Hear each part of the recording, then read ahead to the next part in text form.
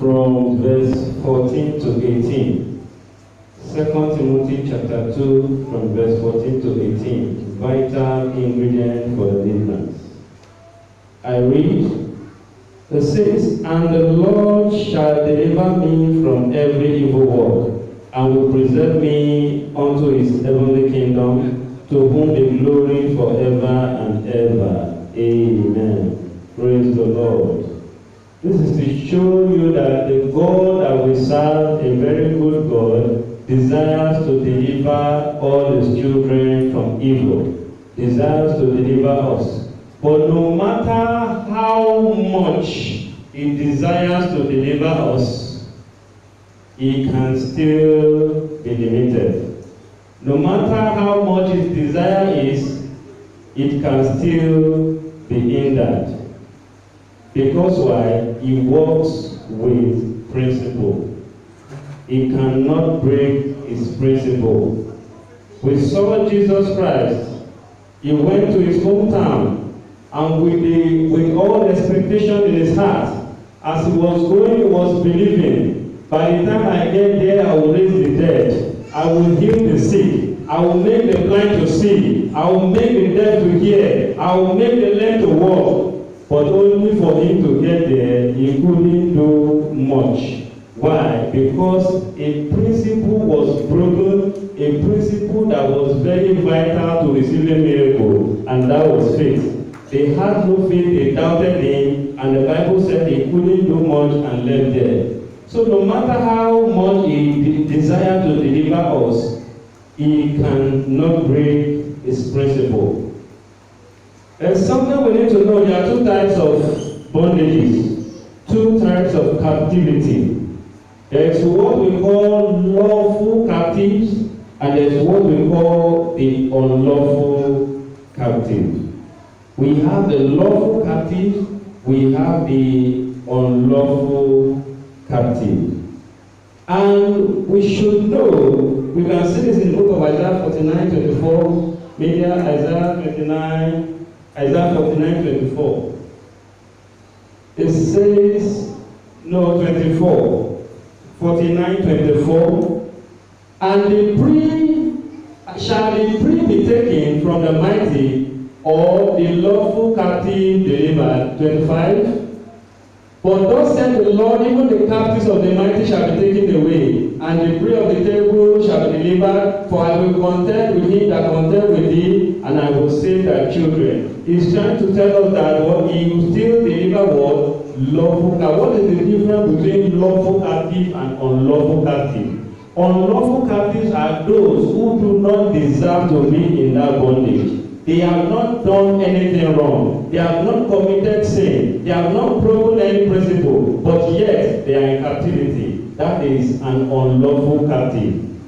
But lawful captives are those that they deserve to be there. They have actually committed sin. They have actually done one thing or the other that has taken them into captivity.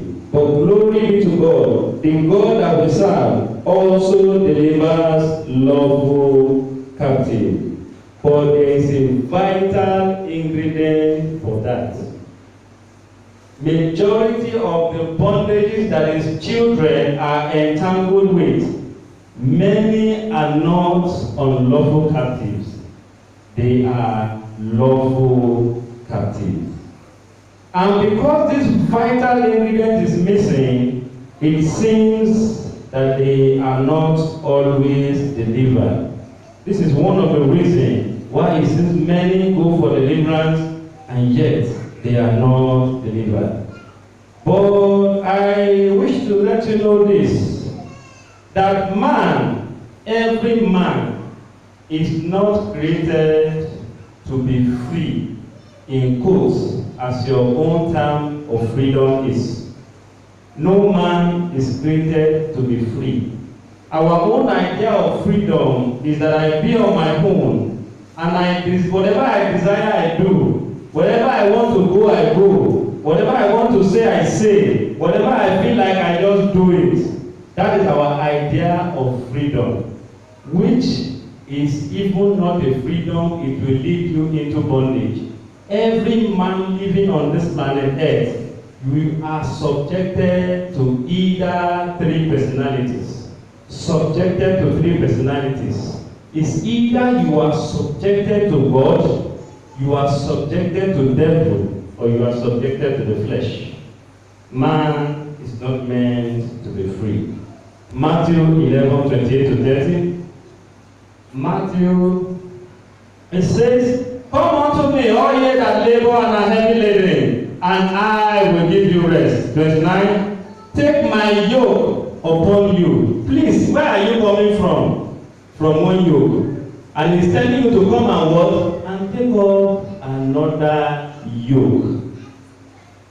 They were carrying a burden that was too heavy for them, and he was still telling them, "For I am meek and lowly in heart, ye shall find rest unto your soul." 30.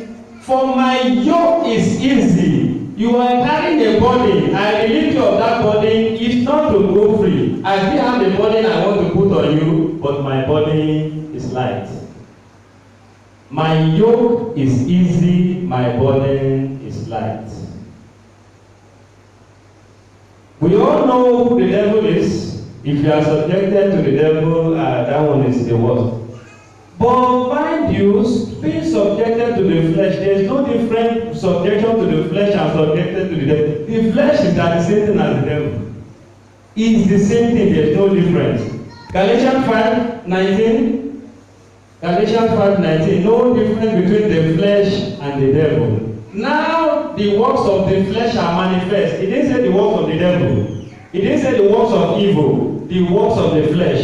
And what are they? Adultery, fornication, uncleanness, lasciviousness, 20, idolatry, witchcraft, even witchcraft, hatred, variance, emulation, wrath, strife, sedition, heresies, envy, murder, drunkenness, revelings, and such like. Are they not the work of the devil? So what's the difference between the works of the devil and the works of the flesh?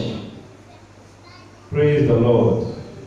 What God calls freedom is not what man calls freedom. But freedom indeed is when you are subjected to God.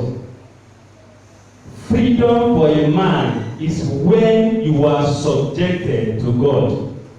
Because in submission to God, in subjection to God, what you will have is peace that you cannot explain.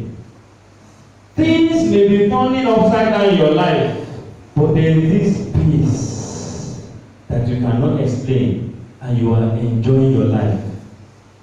There is joy when you are subjected to God. Joy unspeakable when you are subjected to God. There is satisfaction. You are just satisfied when you are subjected to God, and there is fulfillment. These are the elements of freedom. Peace, joy, satisfaction, and fulfillment. This is what God gives when you are subjected to Him. Praise the Lord. We are still talking about vital ingredient for deliverance. And our course of discussion today will center on the lawful captivity. Lawful captivity. Even many children of God are in lawful captivity because of one thing or the other. Probably because of a broken covenant, because of a broken principle, because of disobedience, because of established evil covenant, because of ancestral issues, careless words, unguarded actions. All this leads us toward lawful captivity. It leads us to lawful captivity. And when the vital ingredient is missing, the person begins to move from one place to another, seeking for deliverance, but no way. Let's read Deuteronomy 30 from verse 1 to 3. Let's see what the vital ingredient is. Deuteronomy Okay, and it says, and it shall come to pass, when all these things are come upon thee, the blessing and the curse, which I have said before thee, and thou shalt call them to mind among all the nations whither the Lord thy God hath driven thee. Verse 2. And shall return unto the Lord thy God, and shall obey his voice, according to all that I command thee this day, thou and thy children, with all thine heart and with all thy soul, that then the Lord thy God will turn thy captivity. Please, in this place where we have read, what took them into captivity?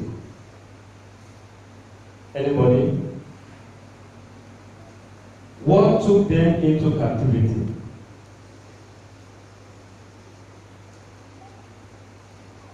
Do we need a microphone before we speak?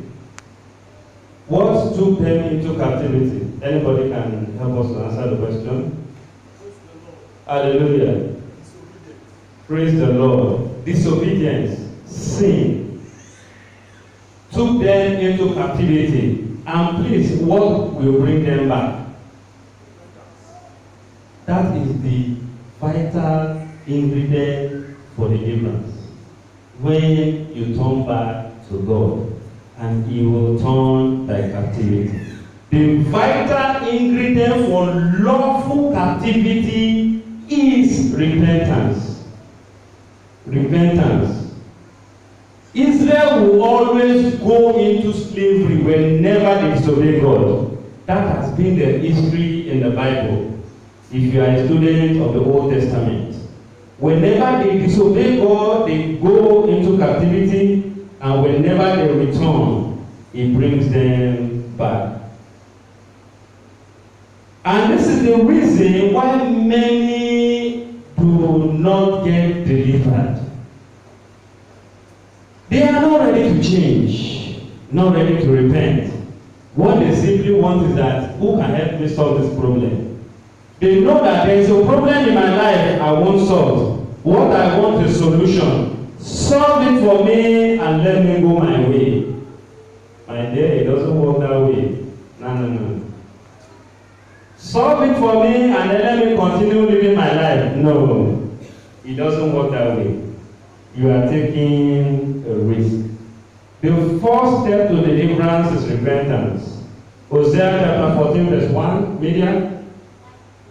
Hosea chapter 14 verse 1. O Israel, return unto the Lord thy God, for thou hast fallen by thine iniquity. Iniquity has taken them away. And then Jeremiah 35:15. Jeremiah 35:15. Jeremiah 35:15. 35.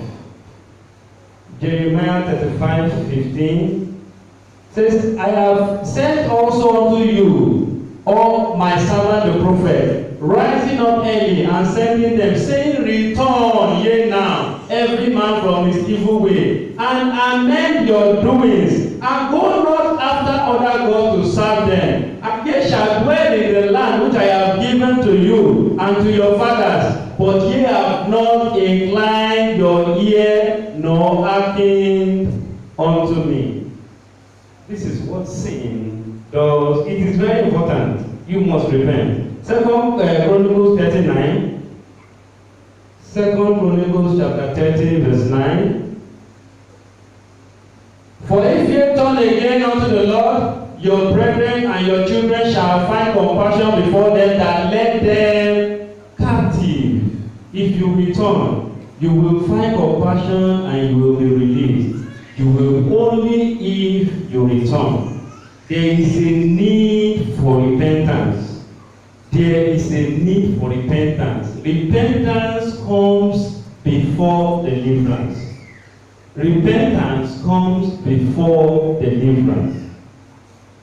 But there are cases, special cases, that the Lord God Almighty may want to use deliverance as a a tool for salvation.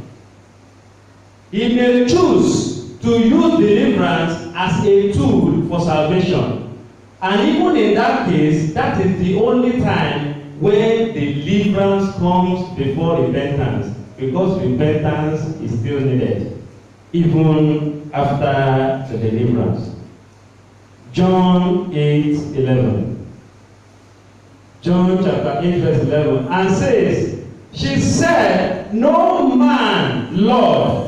This is the woman that was caught in adultery, and they wanted to kill her. They brought her to Jesus, and Jesus asked her if no man has condemned her, and she responded. She said, no man, Lord. And Jesus said unto her, neither do I condemn thee. I have delivered you from this death. But what you need to repent, go and sin no more. Repentance is needed after deliverance. Very important. Or else the deliverance can never be sustained. That deliverance can never be sustained without repentance.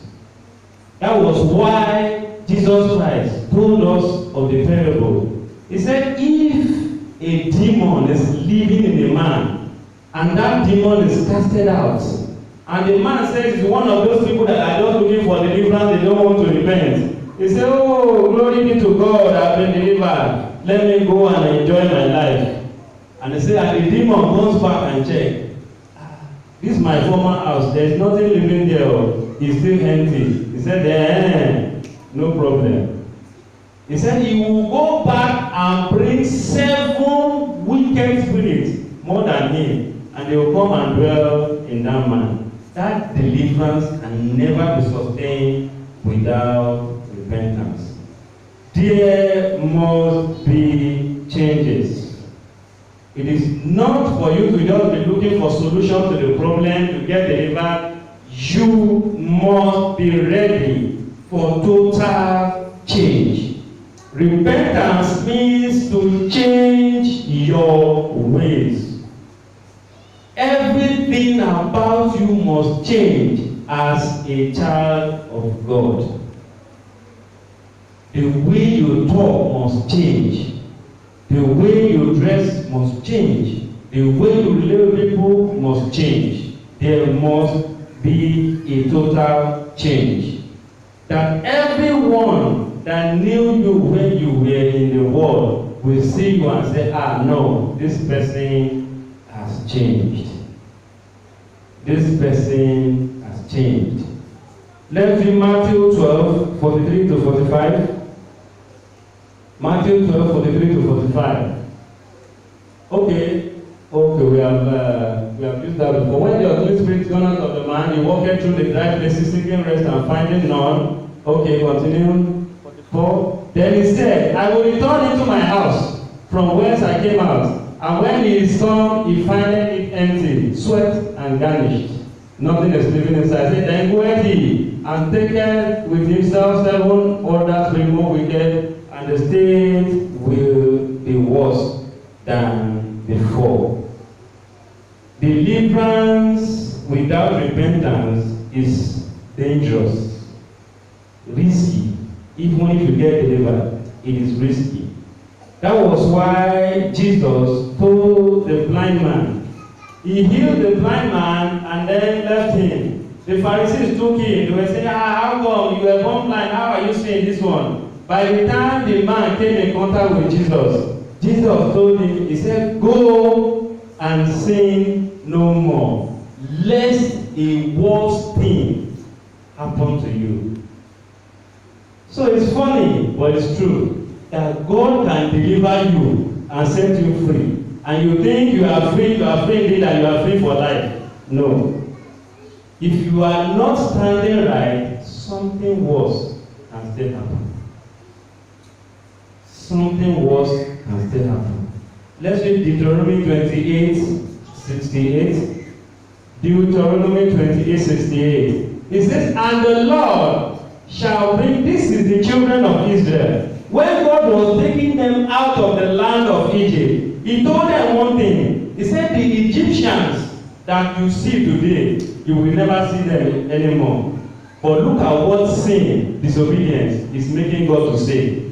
He said, and the Lord shall bring thee into Egypt again. I have said you will not see them anymore. But if you are disobeying me, you will come back to Egypt again with ships. By the way whereof I spake unto thee, thou shalt see it no more again. And there shall ye be sold unto your enemies for bondmen and for bondwomen. But this time it shall be worse, and no man shall buy you.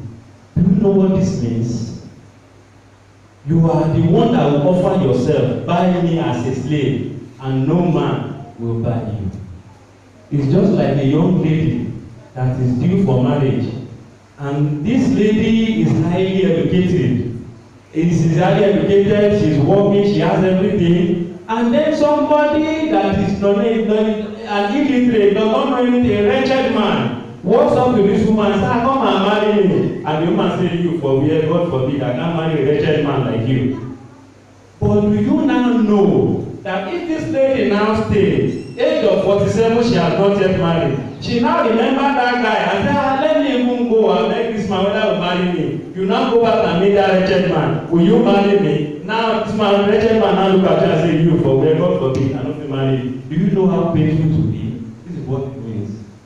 You will offer yourself and no man will buy.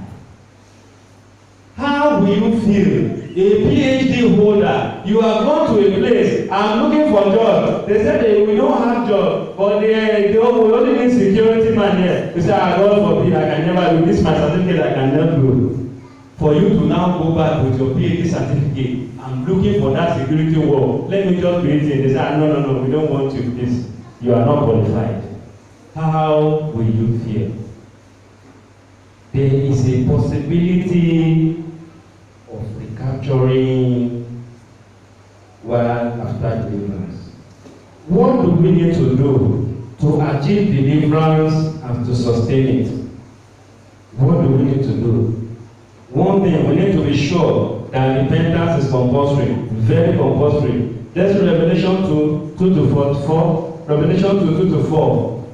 Revelation 2:2-4 says, I know thy works, and thy labor, and thy patience, and how thou canst not bear them which are evil, and thou hast tried them which say they are apostles, and are not, and hast found them liars, and hast borne and hast patient for my name's sake, hast labored, and hast not fainted. Verse 4. Nevertheless, I have somewhat against thee, because thou hast left thy first love. 5.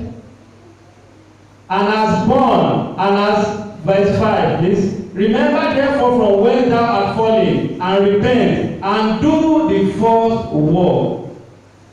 Or else I will come unto thee quickly, and will remove thy candlestick out of his place, except thou repent.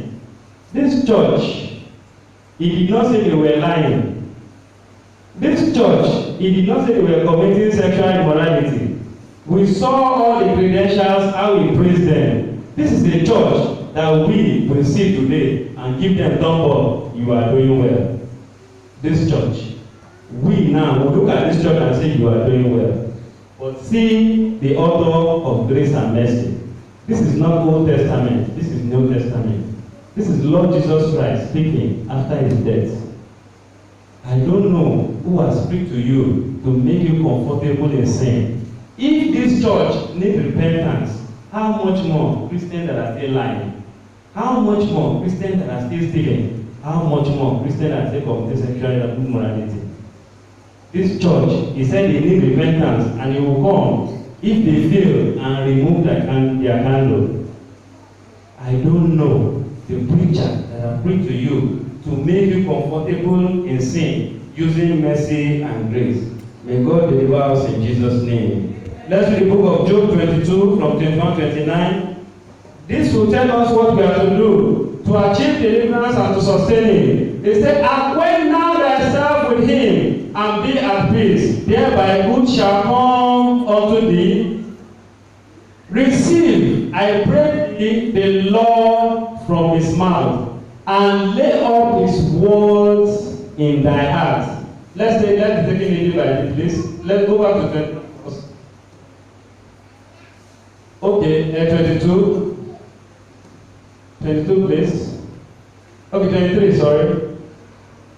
23. Say, if thou return to the Lord, to the Almighty, you need to return. Very important. Thou shalt be built up.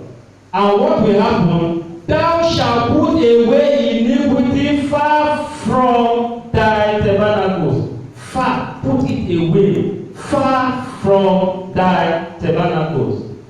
If you can do this, what will happen to you? Then shalt thou lay up gold as dust, and the gold of Ophir as the stones of the brooks. 25. Yet the Almighty shall be thy defense, and thou shalt have plenty of silver. 26. For then shalt thou have thy delight in the Almighty, and shalt lift up thy face unto God. 27. Thou shalt make thy prayer unto him, and he shall hear thee, and thou shalt pay thy vows. 28. Thou shalt also decree a thing, and it shall be established unto thee, and the light shall shine upon thy ways. 29. When men are cast down, then thou shalt say, there is lifting up, and it shall save the humble person. This means total deliverance. If you return to him, acquaint thyself with him, build a relationship with him, receive the word from his mouth, hear him, and lay up his word in your heart. Study his word, keep his word. Let it be where the issues of your life are coming out. Let this word be guiding your thoughts and your actions. Then you begin to grow. You will be built up. It is very important that you put away iniquity. And what is the deliverance that will come unto you? Prosperity. He said you will lay up gold as dust. What will come unto you? Protection. It shall be thy defense. What will come unto you? Granted desire. He will answer your prayers. What will come unto you? Authority. You will decree a thing and it shall come to pass. What will come unto you?